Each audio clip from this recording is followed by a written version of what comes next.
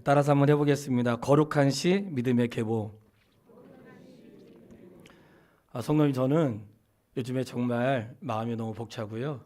제가 목회하면서 늘 새로운 하나님의 은혜를 입는데 하나님 말씀을 이렇게 읽고 전할 수 있다는 기쁨이 너무나 벅차고, 그동안은 이제 묵상했던 것들을 글을 올렸는데, 제가 올해 개인적인 저의 결심은 호크마라고 하는 주석이 있습니다. 이 법을 공부하는 사람들 법의 책이 있잖아요.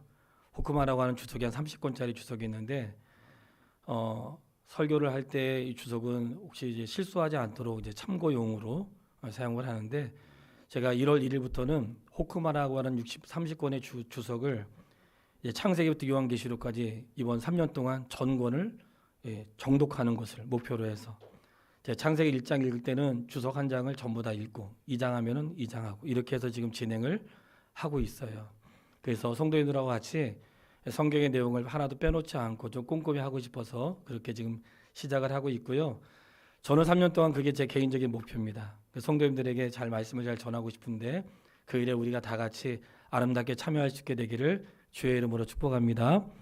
자, 거룩한 시 믿음의 계보라고 했는데, 성경이 우리가 적어도 예수 믿는 사람은 아담과 하와를 통해서 온 인류가 번식이 됐다는 것을 알고 있습니다. 적어도 믿음의 사람들은 그 정도 고백은 다 할 수 있죠. 그런데 이 아담과 하와로부터 시작된 이 믿음의 계보가 전부 다 믿음의 사람들만 있는 게 아니고, 그렇게 출발을 했으나 믿음의 사람도 있고 하나님을 경외하지 않는 그런 자손도 번식이 되었다는 거예요.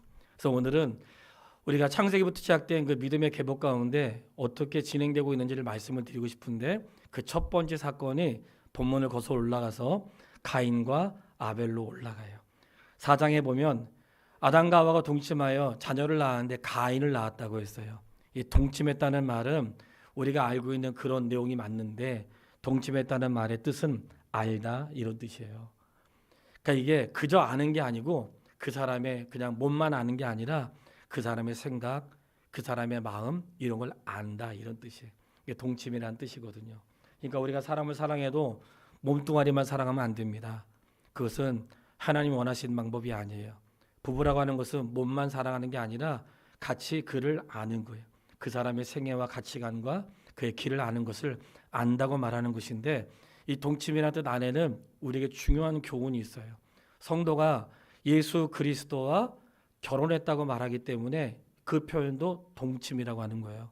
내가 신앙생활 한다는 것은 주님을 아는 거예요. 그러니까 몸만 아는 게 아니고, 이거 교회야, 지나가다 십자가 한다, 뭐예요? 교회의 표식이죠. 교회라는 걸 아는 거하고 교회가 무엇을 하는지, 그 안에서 무슨 행동을 하고, 이건 또 다른 거거든요. 교회인 것을 아는 거하고 교회에 선포된 진리를 아는 건 다른 거예요. 세상에 있는 사람들이 교회는 알지만, 예수 그리스도라고 하는 이름은 알지만 그분을 통해 생명을 받지 못하면 아무 소용이 없는 아는 것이에요. 그렇기 때문에 동침이라는 뜻 안에는 안다, 이런 뜻이 있는 것처럼 우리가 성도가 적어도 신앙생활 하는 동안에는 예수 그리스도를 알고 구원의 감격 속에 승리하는 하나님의 사람 되기를 주의 이름으로 축복합니다. 그래서 가인과 아벨 가운데 우리가 아는 것처럼 4장 3절에 보면 가인과 아벨이 하나님께 제사를 드리죠. 구약의 표현으로는 제사고 오늘날의 표현은 예배인데, 여러분, 이 첫 번째 사건이 너무나 중요한 것은, 계보 가운데 너무나 중요한 것은 하나님 앞에서의 차이가 삶의 차이를 가져오기 시작했다는 거예요. 하나님 앞에서의 차이가 삶의 차이를 가져오게 됐는데, 이것은 무슨 말인가? 가인과 아벨이 둘 다 예배를 드렸는데 그들이 예배하는 방식은 달랐어요. 가인은 농사꾼이었기 때문에 그 농사에서 수확한 걸로 제물을 드렸고, 아벨은 양치는 자였기 때문에 가축으로 제물을 드렸던 거예요. 제물에는 문제가 없었어요. 무엇이 문제였는가? 마음의 태도에 문제가 있어요. 마음의 태도는 우리는 몰라요. 하나님만 아십니다.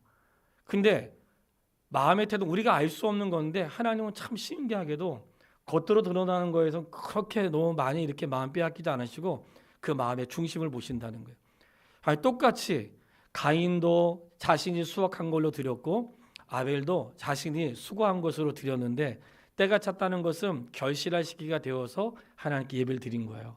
드렸는데 가인은 받지 않으시고, 가인과 그 제물을 받지 않으시고 아벨과 그의 제물을 받았다고 했는데, 그 이유는 어디에 있는가? 예배의 태도에 있었던 거예요. 히브리서 11장에 보면 이 아벨의 제사에 대해서 말씀하는데 그는 믿음으로 드렸다 이렇게 말씀하세요. 믿음으로 드렸다. 예배는 어떻게 드리는 거예요? 믿음으로 드리는 거예요. 믿음으로 드리는데 이 아벨의 제사 가운데 그 믿음으로 드렸다 하는 것은 아벨은 첫 번째 양의 새끼를 첫 번째 것을 구별하여 드렸고 기름진 것으로 드렸대요. 이 말씀의 뜻은 하나님의 것을 구별하여 좋은 것으로 드렸다 그런 뜻이에요. 그러니까 생애를 살면서 어떤 마음이 있는가? 하나님 앞에서 예배하는 삶, 가인과 아벨, 이 아담의 자손 가운데 가인과 아벨 두 사람이 대표로 나오는데 예배하는 삶의 태도에 따라서 인생의 결과가 달라진 거예요. 그런데 아벨은 마음을 다해 예배했다는 거예요. 성도 여러분, 이 세상에서 중요한 것은 하나님은 우리가 예배자로 살기를 원하십니다. 그 일 이후에 가인이 하나님의 곁을 떠나는데 성경에 이렇게 써 있어요. 가인이 여호와 앞을 떠나서 4장 16절 이하에 있는데 여호와 앞을 떠났다는 것은 하나님 앞에서 살지 않았다는 말도 되고 다른 표현으로는 하나님 없이 살았다 그런 뜻이 되는 거예요.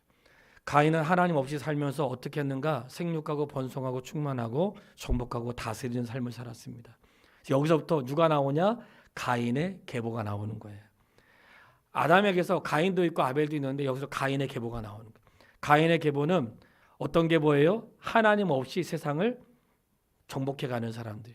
하나님 없이 세상을 정복해가면서 아내도 둘씩 낳고 둘씩 갖고 그리고 음악과 어떠한 철과 세상을 막 발전시키는데 어떻게 발전시켜요? 하나님 없이 발전시키는 가인의 후손이 딱 등장을 해요. 그런데 가인의 계보는 여기까지. 어디까지라고요? 여기까지. 참 신기하게도 가인의 계보는 거기까지예요. 그 뒤로는 다른 계보가 나와요. 이 말씀을 드리는 것은 하나님의 관심이 어디에 있는지를 성도님들에게 알려드리고 싶은 거예요. 성경을 찾아보겠습니다. 4장 26절 말씀. 자, 가인의 계보가 나온 다음에 바로 이제 아벨을 다음 낳은 셋의 계보가 나와요. 4장 26절 같이 읽겠습니다. 셋도 아들을 낳고 그의 이름을 에노스라 하였으니 그때의 사람들이 비로소 여호와 이름을 불렀더라. 아멘. 중요한 본문이니까 동그라미 쳐놓으셔도 아주 좋을 것 같아요. 셋도 아들을 낳고 그의 이름을 에노스라가 있는데 셋은 아벨이 죽고 난 다음에 하나님이 아벨 대신에 셋을 주었고 셋이 시간이 지나서 자녀를 낳았는데 에노스를 낳았고요. 그가 에노스라고 하였는데 그때부터 사람들이 누구를 불렀어요? 여호와 이름을 불렀더라. 자, 이제 중요한 말씀 드리겠습니다. 하나님은 이 시대에 하나님의 이름을 부르며 사는 자를 기뻐하세요. 그러니까 가인의 후손들의 계보가 등장을 하고 가인의 후손들은 세상을 막 발전시키는데 누구 없이 발전시켜요? 하나님 없이. 하나님과 상관없이 막 세상을 발전시켜. 하나님과 상관없이 막 탑을 쌓고 하나님과 상관없이 세상을 막 아름답게 하고 하나님과 상관없이 자기를 부여하게 하는 하나님과 상관없는 삶을 가인의 후손들은 계속해요. 근데 이 시간 이후에 하나님은 가인의 후손들을 성경에 기록하지 않으세요. 그 이유는 무엇인가? 하나님의 관심은 세상을 발전시키는 데 있지 않고 여호와 이름을 부르는 자들에게 있습니다. 여러분 기억하십시오. 하나님의 관심은 하나님의 이름을 부르는 자들에게 있는 거예요. 세상을 발전시키고 삶을 부여하게 하는 것은 사람들의 관심인 거예요. 우리가 좀 더 윤택하게 되고 세상이 발전될수록 우리의 삶이 좀 더 편안하고 우리의 삶이 즐겁고 놀거리가 많고 그렇게 되는데 하나님의 관심은 거기 없어요. 하나님의 관심은 어디에 있는가? 셋을 통하여 에노스를 낳았는데 그때부터 여호와 이름을 불렀더라.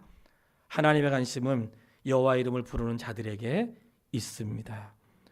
자, 우리가 이런 걸 통해서 세상에는 계보가 아담을 통해 시작되었지만 하나님을 경외하는 계보가 있고 하나님 없이 사는 그런 계보가 있구나. 근데 성경에 기록된 것은 모든 역사를 기록한 것이 아니라 하나님의 관심사를 기록했는데 하나님의 이름을 부르는 자들의 계보를 기록하신 거예요.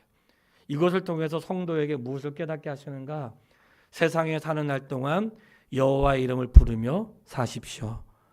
성도님, 이 땅에서 우리는 부유할 수도 있고 부유하지 않을 수도 있습니다.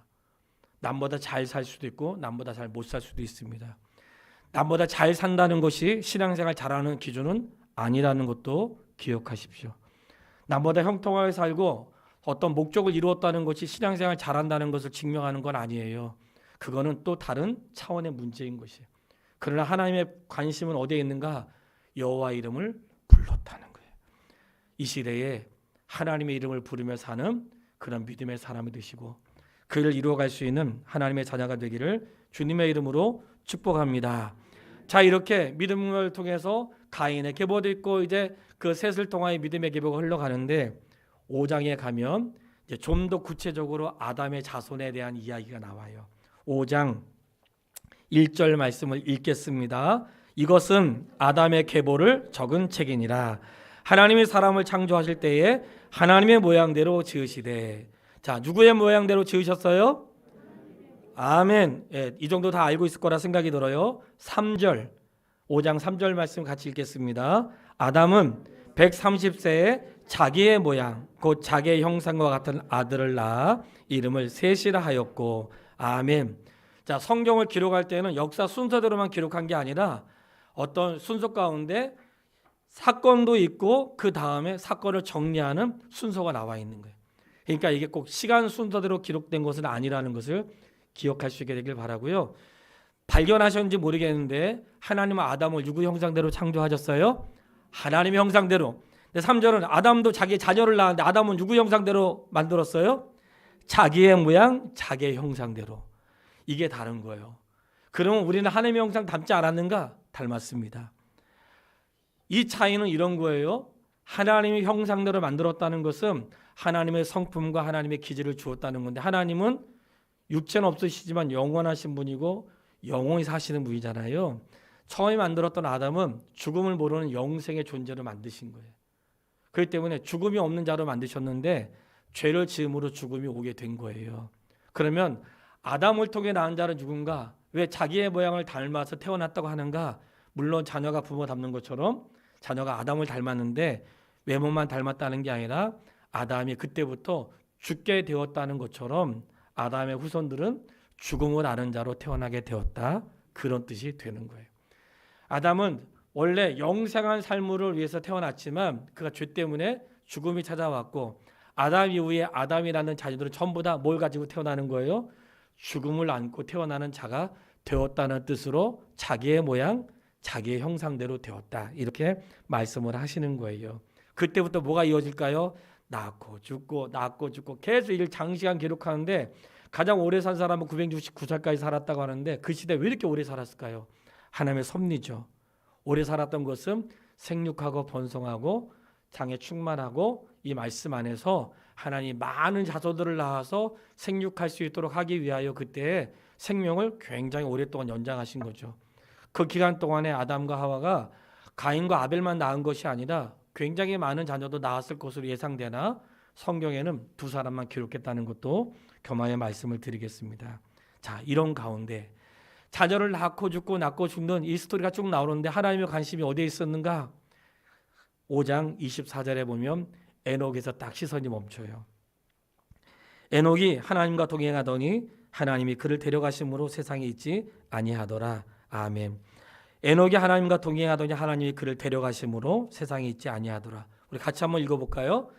에녹이 하나님과 동행하더니 하나님이 그를 데려가심으로 세상에 있지 아니하더라. 아멘. 데려가셨다는 게 어딜 데려가셨다는 걸까요? 그냥 얘기해봐요. 데려가신 건 어딜 데려가신 거예요? 하나님 앞으로 데려가신 거예요. 살아있는 사람을 하나님 앞으로 데려가신 거예요. 굉장히 중요한 단어고요. 동그라미 셔나 되는 거예요. 시험에 나오진 않아요. 중요한 단어 말씀드려요. 왜냐? 당시에 낳고 죽고 낳고 죽는데 이 에녹을 낳고 죽고 낳고 죽는 가운데 에녹은 죽지 않고 데려가셨어요. 아주 신비한 일은 당시에는 아담에 의해 죽을 수밖에 없는 죄인인데 하나님 에녹을 데려가심으로 사람은 죽음으로 끝나는 게 아니고 영생한 삶이 있구나 하는 것을 그 시대의 사람들의 에녹을 통해 보여주신 거예요. 그러니까 죽을 수밖에 없는 인생인데 에녹을 데려가심으로 우리가 죽고 끝나는 게 아니구나, 죽지 않고 영생의 삶이 있구나 하는 것을 하나님이 에녹을 통해 창세기에 나와 있는 그 시대에 이 세상을 살아가는 자들에게 하나님이 보여주신 거예요. 그렇기 때문에 낳고 죽고 낳고 죽는 가운데 사람의 죄로 죽음이 시작되었지만 하나님이 에녹을 데려가심으로 해서 영생의 삶이 있다는 것을 그들에게 보여주었고, 하나님이 가인의 후손도 점점 번성해 가지만 믿음의 사람들, 하나님의 이름을 부르는 자들 가운데 에녹에서 멈춘 것은 우리에게 교훈하심이 있는 거죠. 에녹이 하나님과 동행하였으며, 하나님이 원하시는 삶은 뭘까요? 하나님과 동행하는 삶입니다. 말씀드렸던 것처럼 동행은 같이 길을 걷는다, 산책한다, 이런 뜻이에요. 하나님은 같이 그분의 길을 걷는 자를 기뻐하세요.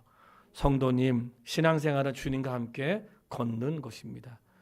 제가 늘 강조하지만 일 못하는 거 괜찮습니다. 잘하면 더욱 좋겠죠. 그러나 인생을 살면서 절대로 놓치지 말아야 되는 것은, 주님과 동행하는 것은 절대로 놓치면 안 된다는 거예요. 주님과 동행하는 자를 어떻게 하세요? 데려가세요. 하나님께로 데려가신다는 사실을 분명히 보여주었다는 사실을 기억할 수 있게 되기를 바랍니다.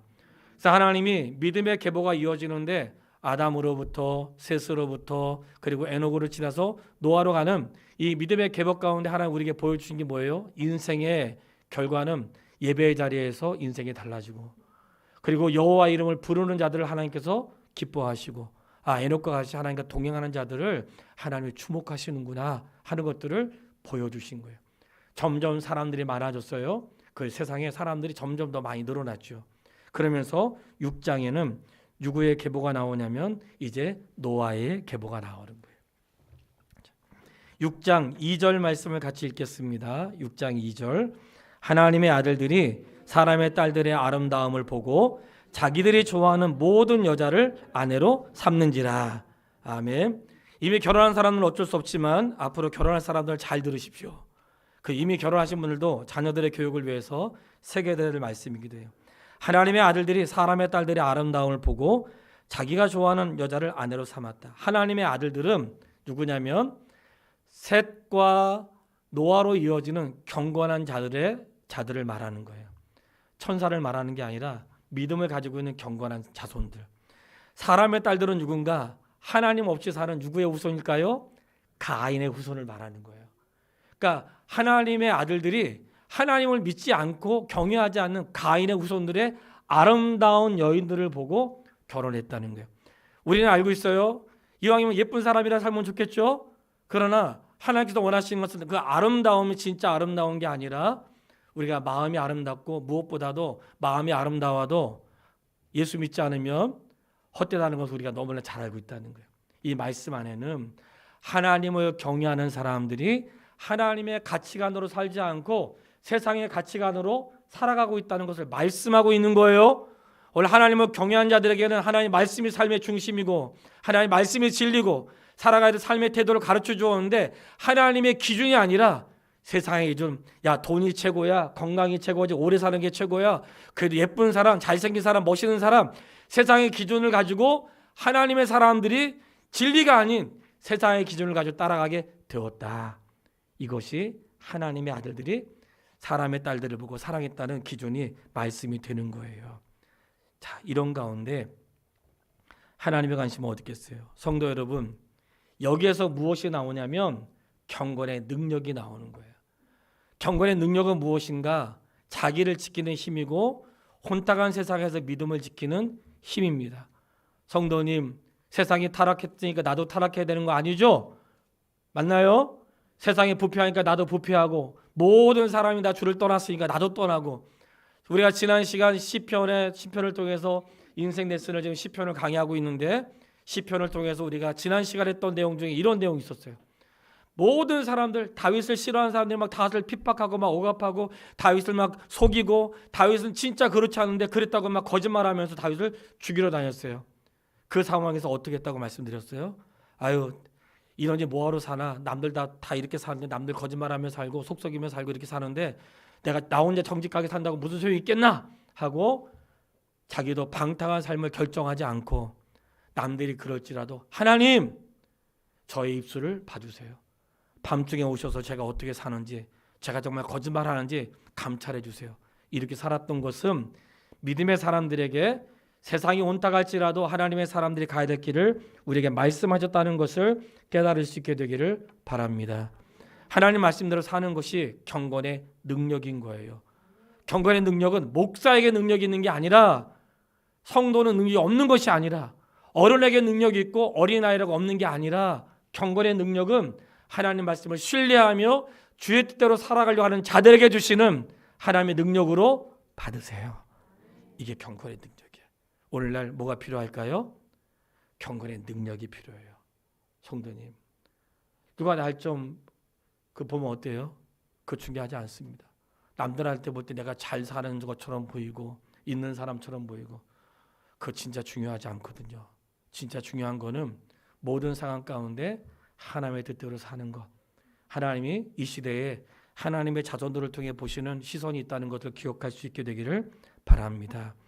그렇게 하나님 아들들이 사람의 딸들과 이렇게 좋아하면서 세상이 점점 부패해졌다. 이렇게 말씀을 하신 거예요. 세상이 죄로 가득하여 하나님이 노아를 통해 방주를 짓게 하시고 세상을 심판하기로 결정하신 이유는 가인의 후손들이 많아서가 아니라 경건한 자들이 믿음을 잃어버렸기 때문에 그런 것입니다. 그 책임을 세상에 돌릴 수 없다는 거예요. 제가 최근에 밴드에 글을 하나 올렸는데 정말 오래간만에 저녁에 만석공원을 나갔는데 정말 좋았어요. 만석공원에 이렇게 저녁에 불빛 들어오잖아요. 기둥마다 불빛이 들어오는데 지나가면서 하나님 마음이 묵상이 되는데 그냥 묵상하면서 이렇게 쭉 돌고 있는데 하나님께서 우리를 이렇게 만석공원에 이 기둥처럼 가로등처럼 다 우리 성도 한 사람 한 사람을 가로등으로 다 이 땅에 가로등으로 세워주셨는데 성도가 세상의 빛이라고 했잖아요. 세상의 빛은 온 세상을 비추는 빛이 아니에요. 그래서 내가 있는 가정 비추고 내가 사는 직장 비추고 내가 서 있는 곳 비추라는 빛이거든. 그 빛이 꺼지면 그 자리는 어두워지는 거예요. 성도를 향한 세상의 빛은 온 땅을 비추는 빛이 아니에요. 그저 내가 있는 자리, 그 구석 밝히는 빛이라고. 그런데 그 빛을 잃을 때 우리는 장차 뒤에 나올 소돔과 고모라 성을 얘기할 때도 우리가 알고 있는 스토리가 있어요. 하나님이 아브라함이 하나님 용서해 주세요. 용서해 주세요. 거기에 의인 50명만 있으면 용서해 주세요. 들어보셨죠? 의인 45명만 있으면 용서해 주세요. 의인 10사람만 있으면 용서해 주세요. 세상에 소돔과 고모라의 의인 10명이 없었네. 그러니까 소돔과 고모라 성의 심판은 악이 가득하고 죄가 간영해서도 맞지만 다른 한편으로는 의인 10사람이 없어 하나님이 그 땅을 심판하셨다고 해도 틀리지 않다는 거예요. 이렇게 볼 때 사랑하는 여러분, 오늘 성도의 가정의 의인이 되십시오. 내가 사는 그 가정, 내가 사는 일터, 내가 모이는 그곳, 구역 식구, 내가 어떤 모임이든지 그 자리에 나를 하나님이 의인으로 세웠다는 사실을 기억하고 하나님이 폐역한 시대에 당대의 노아를 당대의 의인으로 세워주었다고 성경에 말씀하고 있거든요. 저는 그 말씀을 읽을 때 제가 기도했어요. 하나님, 그 시대의 의인이 노아였다면 이 시대의 의인은 제가 되게 해주세요. 정말 그렇게 기도했습니다. 세상은 지나가고 다음 시대의 의인은 누가 될 것인가? 이렇게 볼 때에 하나님은 세상이 관영하는 때에 그런 것들을 염려하거나 두려워하지 않으세요? 어차피 세상은 하나님의 손에 있습니다. 믿으시죠? 세상이 부패하고 세상이 무슨 일을 해도 하나님은 걱정하지 않으세요? 왜냐? 하나님이 통치하시기 때문에 그래. 모든 주권 하나님에게 있다. 하나님 염려하지 않으십니다. 하나님 마지막 때에 그냥 결정하시면 되는 거예요. 그렇기 때문에 하나님의 관심은 세상 속에서 누구에게 있다? 경건한 사람, 믿음을 가지고 가는 자들에게 주목하시고 그들을 통하여 하나님의 역사를 이루어간다는 사실을 기억하세요. 근데 신기하게도 이 사람의 딸들만 예쁜 게 아니라 사람의 딸들은 막 힘도 세.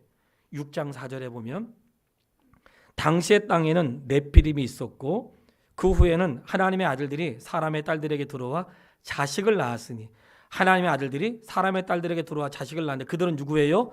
용사라. 고대에 명성이 있는 사람들이었더라.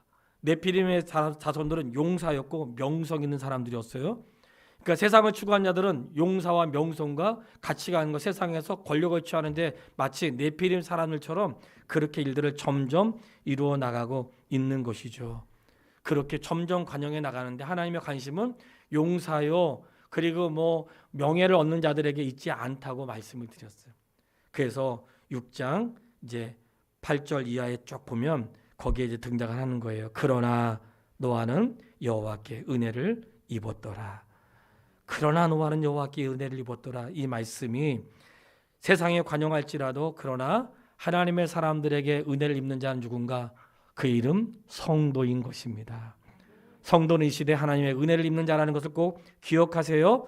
말씀드렸던 것처럼 노아는 당대의 완전한 자라 그가 하나님과 동행하였으며 이 말씀을 자기 이름을 넣어서 주노는 의인이요 당대의 완전한 자라 그가 하나님과 동행하였으며 저는 이런 믿음의 고백이 우리 성도들이 같이 있게 되기를 간절히 바랍니다. 그러니까 하나님의 관심이 어디에 있어요? 그 시대에 경건한 자에게 있었다는 거예요. 경건한 자에게. 그러니까 하나님 지금도 노아의 시대는 아니지만 엄청나게 많은 세월이 지났지만 지금도 하나님의 관심이 어디 있겠어요? 경건한 자에게 있습니다. 경건한 자에게 하나님을 경외하며 그 길을 가는 자에게 있는 것이에요.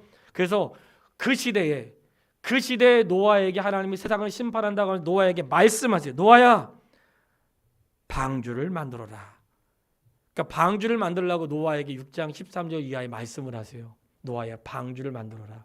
여기에서 우리가 잘못 알고 있는 상식 한 가지를 말씀드리겠습니다. 어제도 긴 시간 동안 아내와 이 본문을 얘기하면서 오랫동안 교제를 나누는데 노아의 방주는 120년 동안 만든 것이 아니고 보통 우리가 120년 동안 노아의 방주를 만들었다고 알고 있거든요. 성경을 보시면 너희의 남은 수명이 120년이다. 이렇게 말씀하신 것이고 노아의 방주를 만든 기간은 말씀하지 않으세요. 분명한 것은 노아가 600세 때에 방주에 노아가 600세에 홍수가 시작되었다고 말씀하고 있고 그가 500세가 되었을 때에 자녀들을 낳았다고 말씀하고 있어요. 그러니까 착오가 없게 되길 바라고 120년은 남은 사람들의 수명이지 노아의 방주를 짓는 방주 기간이 아니라는 것을 우리가 잘 실수를 하고 있는 것들에 대해 수정을 해드리겠습니다. 자, 이렇게 모든 사람이 죄를 짓고 있는데 하나님이 누구에게 말씀하셨어요? 노아에게 방주를 지으라고 했어요. 여기는 두 가지 중요한 의미가 있습니다. 첫째는 방주를 만들라고 한 것은 앞으로 이 땅에 심판이 있을 거니까 방주를 만들어서 너는 구원을 받아라 이런 뜻이에요. 이 말씀은 장차 일어날 일들에 대해서 하나님은 믿음의 사람들에게 알려주십니다. 성도님 알려주세요. 기뻐요 안 기뻐요? 정말 기쁘신 거죠? 앞으로 일어날 일을 알려주신 거라니까. 앞으로 심판이 있고 구원이 있을 걸 알려주신 거예요. 기쁘죠. 우리가 진짜 알아야 될 것은 내가 내일 무슨 일을 만나고 잠시 어떤 일을 만나고 자녀가 어떻게 되는 거 이런 거 알 필요 없어요. 우리가 진짜 알아야 되는 것은 그런 게 아니라 하나님이 알려주신 것 마지막 때에 심판이 있고 영원한 구원이 있다는 사실을 노아에게 알려준 것이에요. 왜 알려줬을까요? 방주를 만들 뿐만 아니라 이 심판에서 구원을 받으라고 알려주신 거예요. 할렐루야. 이 말씀이 엄청 감사한 것은 혹시 지금 그게 깨닫지 못할지라도 하나님의 말씀이 나에게 들려져서 예수 그리스도의 복음이 들려지고 생명의 복음이 들려진 것은 나로 하여금 그 구원의 은혜에 참여하라고 하시는 하나님의 초청장으로 받으세요. 근데 이 구원의 은혜가 들려졌으면 거절하는 자들도 있겠죠. 참여하지 않는 자도 있습니다. 그건 어쩔 수 없겠죠. 그렇기 때문에 하나님이 방주를 지으라고 말씀하시는 것은 마지막 때에 심판이 있다는 것도 알려주심과 동시에 나는 너가 구원의 은혜를 입기 원한다는 하나님의 사랑의 사인인 거예요. 그러니까 이 시대에 내가 주의 말씀을 들을 수 있고 그분의 말씀을 읽을 수 있고 그분의 말씀을 내 삶의 중심에 두고 행할 수 있다는 것은 나를 향하신 하나님의 엄청난 사랑인 것입니다. 엄청난 사랑이에요. 내 생사가 걸려있는 문제라고. 그 말씀이 나에게 들려줬다는 것은 아주 놀라운 일이에요. 하나님 없이 사는 자들도 있지만 그 말씀이 들려줘서 인생에 굴곡 있고 넘어짐도 있고 멈춤도 있고 그렇지만 그 말씀이 들려줘서 방주를 준비한다는 너무나 놀라운 일들이에요. 이 방주만 가도 할 얘기가 많지만 우리는 계속 가야 되기 때문에 짧게 두 가지를 말씀드리겠습니다. 방주를 만들 때 잣나무로 만들면서 역청으로 만들어서 방주에 물이 새지 못하도록 했다고 했어요. 우리가 상상해보세요. 물이 넘쳤어요. 넘쳤는데 배 안으로 물이 들어왔을까요? 안 들어갔을까요? 안 들어갔죠. 성도 여러분, 우리가 세상 속에 살아도 그리스도 예수 안으로는 죄가 들어올 수 없습니다. 방주는 교회를 뜻하는 게 아니고 엄격한 의미에서 방주는 예수 그리스도를 말하는 것이에요. 예수님에게는 죄가 있을 수 없고 그분 안에 들어가는 것이 가장 안전하다는 것을 믿으세요. 그러니까 교회는 나오지만 예수 믿지 않으면 큰일 납니다.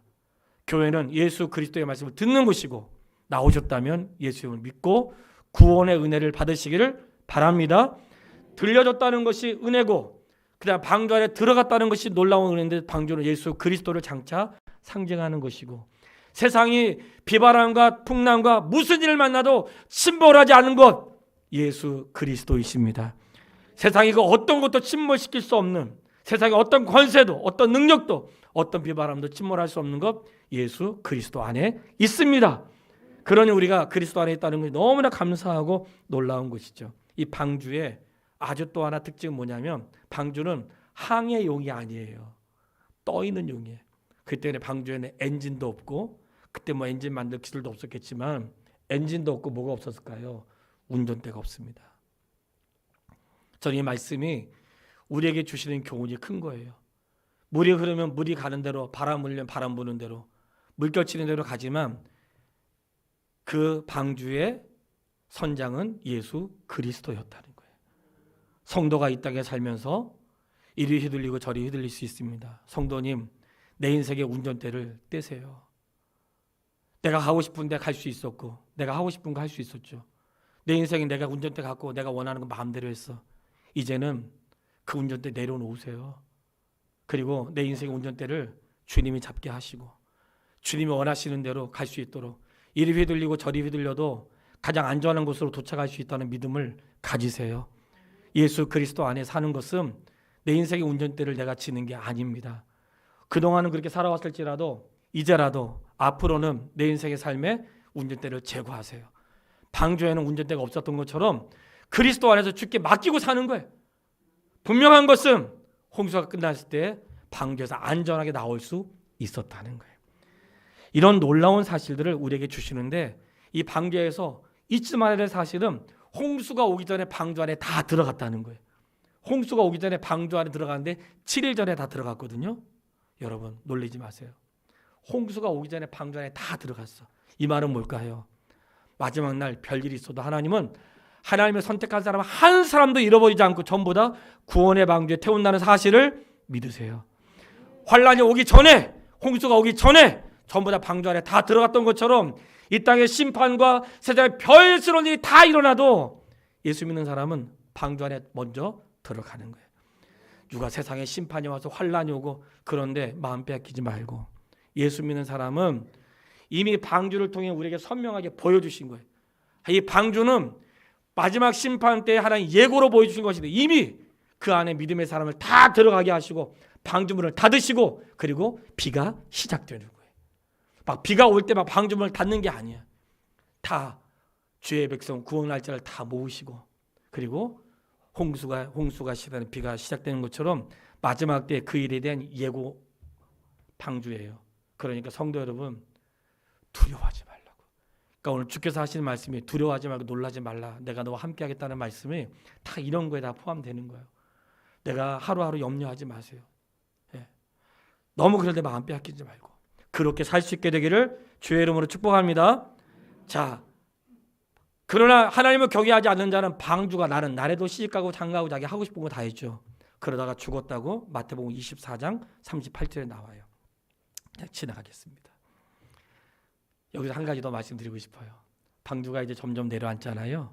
가라앉고 이제 물이 잘 빠졌어. 거기에 방주에 물이 빠졌나 안 빠졌나 하고 이 새 두 마리를 날려보는데 첫 번째 새는 까마귀였고 두 번째 새는 비둘기였습니다. 그냥 지나갈 수 없어서 이것도 말씀을 드려요. 물이 다 빠졌나 확인하려고 하나는 까마귀를 보냈고 비둘기 보냈는데 까마귀는 돌아오지 않았고 비둘기는 돌아왔습니다. 까마귀는 왜 돌아오지 않았는가? 먹을 게 천지인 거야. 까마귀는 썩은 걸 좋아하고 썩은 시체 위에서 썩은 것을 먹는 자 까마귀. 까마귀는 돌아오지 않았습니다. 비둘기를 내보냈어요. 일주일 후에 비둘기 내보냈는데 비둘기는 머물 곳이 없어서 돌아왔어요. 8장 7절과 8장 9절에 나와 있어요. 그러나 이 말씀은 같이 읽고 싶어요. 8장 7절 말씀 까마귀를 내놓음에 까마귀가 물이 땅에서 마르기까지 날아 왕래하였더라. 8장 9절 말씀 읽겠습니다. 지면에 물이 있으므로 비둘기가 발 붙일 곳을 찾지 못하고 방주로 돌아와 그에게로 오는지라 그의 손을 내밀매 방주한 자기에게로 받아들이고 아멘. 제가 어떤 말씀 드리려고 눈치채셨을 거예요. 비둘기는 발 붙일 곳을 찾지 못하고 방주로 들어왔어요.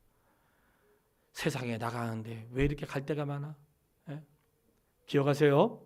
까마귀는 썩은 데, 죽은 데, 그런 데 다니는 것이고, 비둘기는 썩은 데 발 붙일 곳이 없어서 돌아왔다고. 제발 이 말씀을 귀하게 여기시고, 내가 생애를 사는 날 동안 까마귀 노는 데 어울리지 마시고, 발 붙일 곳 없어서 주의 절에 머무는 하나님의 사람 되기를 주님의 이름으로 축복합니다. 그런 가운데 이제 이 계보가 누구에게 향하는가? 노아와 그의 가족들에게 향하면서 하나님의 관심은 다른 데 있지 않고 바로 이렇게 노아를 통한 셈과 함과 야벳 중에서 하나님을, 아버지를 잘 공경하고 경외했던 이 셈을 통해 그 계보를 이어 가시는 거예요. 결론이에요. 성도 여러분, 짧은 시간에 다 할 수 없어 너무나 안타까운데 밴드를 통해서 확인하시고요. 하나님을 경외하지 않는 자들은 바벨탑을 쌓고 용사로 살면서 세상을 정복하며 살지만, 하나님을 경외한 자들은 그분의 이름을 부르며 산다고 했습니다. 하나님이 이 시대에 원하는 자들 누굴까요? 바로 그 믿음의 계보를 이어가는 자들이에요. 그렇기 때문에 하나님은 아담으로부터 시작된 것이 세상에도 넘쳐났지만 그의 자녀 셋을 통하여, 그리고 노아를 통하여 이제 그 아들 믿음의 사람 아브라함은 다음 주에 진행이 될 텐데, 믿음의 계보를 이어가세요. 성도는 누구의 조상일까요? 굳이 아담으로 가면 아담이겠지만 노아를 통해 인류를 새롭게 하셨고, 노아를 통해 셈과 함의 야벳이 있는데 셈의 후손이 믿음의 경건을 이어가는 후손들이었거든요. 그럼 우리는 누군가? 우리는 과거엔 다 이방인이었고 죄인이었는데, 죄인된 우리를 의롭다고 하시고 죄인된 우리를 성도라고 불러주신 거예요. 성도님, 오늘 우리는 하나님 우리에게 새로운 이름을 주었는데 그게 하나님의 자녀요 성도라는 이름인데, 이것은 바로 이 시대에 거룩한 씨로 하나님이 남겨주신 거예요. 그러니까 성도를 통해 하나님께서 이 세상에 원하신 게 뭐겠어요? 거룩한 사람으로, 여호와 이름을 부르는 자로, 주님과 동행하는 자로, 그리고 노아처럼 아버지 말씀에 순종하는 자로 살기를 하나님이 원하시는 거예요. 믿음의 사람도 실수할 수 있고 실패할 수 있습니다. 제가 이번 주에 성장통이라고 하는 글을 하나 올렸는데, 믿음의 사람에게도 성장통은 있어요. 예. 노아에게도 있었고, 그리고 그 후에 아브라함도 이제 생겨요. 믿음의 사람도 실수할 때가 있어요. 그런데 감사한 것은 우리는 실수하는데 하나님이 실수를 하지 않으시네. 우리는 주의 뜻을 막 어긋나는데 하나님 그 어긋난 것도 바르게 맞추세요. 여러분, 이게 하나님의 전능하심이에요. 그러니까 세상에 우리가 살아갈 수 있는 힘을 얻는 것은 내가 좀 실수했다고 낙심하지 마세요. 내가 좀 못했다고, 내가 좀 뭘 망하겠다고, 뭘 틀어졌다고, 맞추지 못했다고 염려하지 마세요. 세상은 하나님의 뜻대로 되게 돼 있고 하나님이 맞추시고 하나님이 이루시고 역사하십니다. 믿음의 사람에도 성장통이 있어요. 내가 넘어졌다면 넘어진 자리에서 일어나라고 하시는 사인이고, 안 됐다면 안 되는 것도 있구나 하는 것을 깨닫게 하시는 것이고, 내가 뭔가 하려고 하는데 절망에 빠질 수도 있죠. 나는 안 돼도 주님이 이루시는구나 하는 것들을 깨달을 수 있는 기회로 삼으시고, 인생의 모든 성장통은 하나님의 사람을 견고하게 하고 믿음을 세우는 과정이라는 걸 믿으면서, 노아의 실수에도 불구하고 노아를 의롭다고 하시고 이끌어 가셨던 것처럼 이 시대에 하나님의 사람들을 통해 거룩한 계보를 이 땅에 이어가길 원하시는 아버지의 마음을 헤아리셔서 이 시대의 가인의 후손들처럼 하나님 없이 세상을 발전시키는 자들이 아니라 하나님의 이름을 부르면서 그분과 동행하면서 그분의 말씀에 순종하면서 사는 믿음의 씨앗들, 믿음의 계보가 다 되시기를 주님의 이름으로 축원합니다. 우리 이 시간 같이 한번 기도하시죠. 우리 깨달은 말씀을 쫓아 잠깐이라도 마음에 다짐하는 기도를 드리겠습니다. 하나님, 내 영혼을 붙잡아 주십시오. 믿음의 씨로 거룩한 씨로 살게 도와주십시오. 우리 잠깐이라도 기도하겠습니다. 살아계신 아버지 하나님, 은혜를 참으로 감사합니다. 가인의 계보와 같이 하나님 없이 세상을 사는 자들이 아니라 tuk질하지 않아도 미미해도 아버지 앞에 머물면서 여호와의 이름을 부르며 여호와의 말씀에 순종하며 세상에 발붙일 것 없어서 돌아왔던 비둘기와 같이 주의 자리에 머물면서 하나님의 뜻을 이루어갈 수 있는 믿음의 사람이 되기를 소원합니다.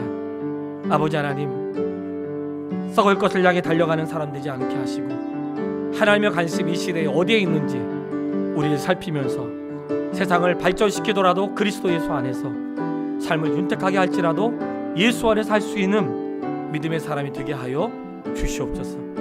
하나님 관심이 어디에 있는지 선명하게 말씀하여 주셨사오니 방주를 지으라고 말씀하셨던 것처럼 우리에게 복음을 듣게 하시고 살게 하셨던 주의 은혜를 깨닫습니다.